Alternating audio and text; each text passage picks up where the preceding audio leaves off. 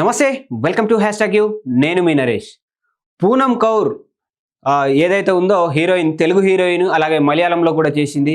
అలాగే ఇటు పంజాబీలో, హిందీలో చాలా లాంగ్వేజెస్లో ఆమె హీరోయిన్గా నటిస్తూ ఉంది. ఆమె సినిమాలలో కంటే వివాదాల్లోనే ఎక్కువ కనబడతా ఉంది. ఆమె ఏదైతే సోషల్ మీడియాలో చాలా యాక్టివ్గా ఉంటుంది. ఆమె యాక్టివిస్టు, సోషలిస్టు కూడాను. ఆమె చాలా సేవలు చేస్తూ ఉంటుంది. అలాగే దానికి సంబంధించి కూడా ఆమె తెలుగు ఫిలిం ఇండస్ట్రీలో దాదాపుగా ఒక 3-4 సినిమాల్లో నటించింది.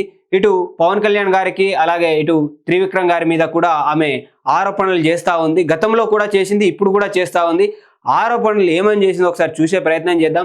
తెలుగు ప్రేక్షకులకు నటి పూనం కౌర్ గురించి ప్రత్యేక పరిచయం అవసరం లేదు. సినిమాతో కంటే వివాదాల్లోనే ఎక్కువగా వార్తల్లో నిలిచిన హీరోయిన్ ఈమె. సోషల్ మీడియాలో యాక్టివ్గా ఉండే పూనం తన దృష్టికి వచ్చిన విషయాలపై నిర్భయంగా తన అభిప్రాయాలను వ్యక్తం చేస్తూ ఉంటారు. అప్పుడప్పుడు వైరాగ్యంతో ఎవరినో ఒకరిని పరోక్షంగా టార్గెట్ చేస్తున్నట్లుగా పోస్టులు పెడుతూ ఉంటారు. ఇప్పుడు లేటెస్ట్గా డైరెక్టర్ త్రివిక్రమ్ శ్రీనివాస్ను ఉద్దేశిస్తూ పూనం షాకింగ్ కామెంట్లు చేశారు. పూనం కౌర్ గతంలో గురూజీ అనే హ్యాష్ట్యాగ్తో పోస్టు చేయడం హాట్ టాపిక్గా మారింది. టాలీవుడ్లో సినీ అభిమానులు త్రివిక్రమ్ శ్రీనివాస్ను గురూజీ అని పిలుస్తూ ఉంటారు కాబట్టి ఆమె ట్వీట్స్ ఆయన్ని ఉద్దేశించే అన్ని నేటిజన్లు భావిస్తూ ఉన్నారు. అయితే ఇప్పుడు నేరుగా త్రివిక్రమ్ మాట్లాడిన ఓ వీడియోకి పూనం రియాక్ట్ అయింది. ఆయన్ని అత్యంత దుర్మార్గుడుగా పేర్కొంది. అతన్ని సపోర్ట్ చేసే మీడియా వల్లే మహిళలపై వేధింపులు ఎక్కువయ్యాయని సంచలన వ్యాఖ్యలు చేసింది ఆమె. వెంకటేష్ నటించిన నువ్వు నాకు నచ్చావు సినిమా న్యూ ఇయర్ కానుకగా జనవరి 1న రిలీజ్ కానున్న సంగతి తెలిసిందే. స్రవంతి రవికిషోర్ నిర్మాణంలో విజయభాస్కర్ ఈ చిత్రాన్ని తెరకెక్కించారు. దీనికి కథ, మాటలు త్రివిక్రమ్ శ్రీనివాస్ గారు అందించారు. ప్రమోషన్స్లో భాగంగా నిర్మాత రవికిషోర్, త్రివిక్రమ్ కలిసి ఓ ఇంటర్వ్యూ చేశారు. ఈ సందర్భంగా కొన్ని సినిమాలు డబ్బు, పేరును తీసుకొస్తాయి, కానీ కొన్ని సినిమాలు మాత్రమే గౌరవాన్ని తీసుకొస్తాయి అని త్రివిక్రమ్ అన్నారు. త్రివిక్రమ్ మాట్లాడిన వీడియోను, క్లిప్పింగ్లను పలువురు ఫిలిం జర్నలిస్టులు, మీడియా ప్రతినిధులు సోషల్ మీడియాలో పోస్ట్ చేశారు. వీటిపై పూనం కౌర్ రియాక్ట్ అయ్యారు. స్త్రీలను మానసిక క్షోభను గురిచేసి ఏమీ తెలియనట్టుగా తప్పించుకోగల అత్యంత దుర్మార్గపు వ్యక్తి అతను.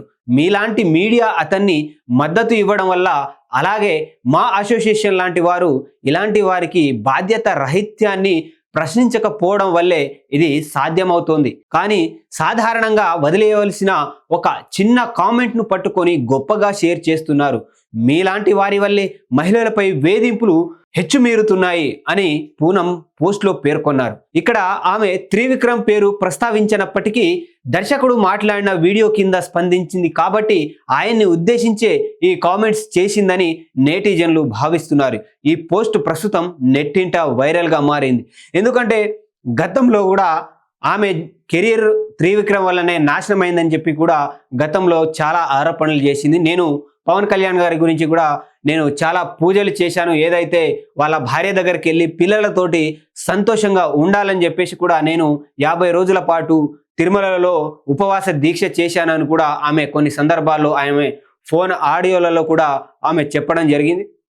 తర్వాత ఆయనే వాళ్ళ భార్య పిల్లల దగ్గరికి వెళ్ళారు అని కూడా నాకు పవన్ కళ్యాణ్ గారు అంటే కూడా నాకు అభిమానం ఎక్కువ ఉంటుంది అని చెప్పేసి కూడా ఆమె కొన్ని సందర్భాల్లో చెప్పడం జరిగింది. దాంట్లో భాగంగానే ఇటు త్రివిక్రమ్ గారి మీద కూడా చాలా ఆరోపణలు అయితే ఆమె గతంలో చేసింది. ఎందుకంటే ఆయన వల్లనే నా కెరియర్ నాశనం అయిపోయింది, త్రివిక్రమ్ గారు నా జీవితాన్ని నాశనం చేసింది, తెలుగు ఫిలిం ఇండస్ట్రీకి దూరం చేసింది ఆయనే అన్నట్టుగా కూడా త్రివిక్రమ్ గారి మీద చాలా ఆరోపణలు అయితే ఆమె గతంలో చేసింది. ఎందుకనంటే నేను చాలా వరకు దేనికి సంబంధం లేకుండా నేను చాలా వ్యక్తిగతంగా మంచిగా ఉండేదాన్ని, కానీ కొన్ని సందర్భాల్లో ఆయన నన్ను కొన్ని ఆరోపణలు చేశారు నా మీద, దానివల్లనే నా కెరియర్ పోయింది అని చెప్పేసి కూడా పూనం కౌర్ ఇప్పటికే గతంలో అటు త్రివిక్రమ్ గారి మీద కూడా ఆమె ఆరోపణలు చేయడం జరిగింది. ఇప్పుడు ఏదైతే న్యూ ఇయర్ సందర్భంగా నువ్వు నాకు నచ్చావు సినిమా రిలీజ్కి సంబంధించి కూడా